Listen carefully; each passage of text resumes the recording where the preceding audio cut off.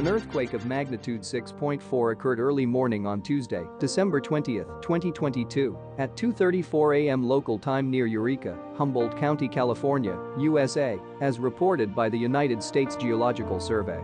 According to preliminary data, the quake was located at a shallow depth of 10 miles.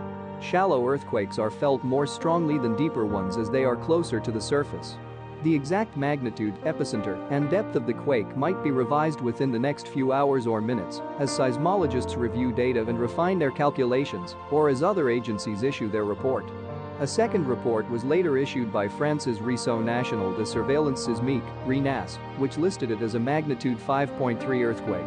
Other agencies reporting the same quake include the German Research Center for Geosciences, GFZ, at magnitude 6.1, the Citizen Seismograph Network of Raspberry Shake at magnitude 6.4, and the European Mediterranean Seismological Center, EMSC, at magnitude 6.4.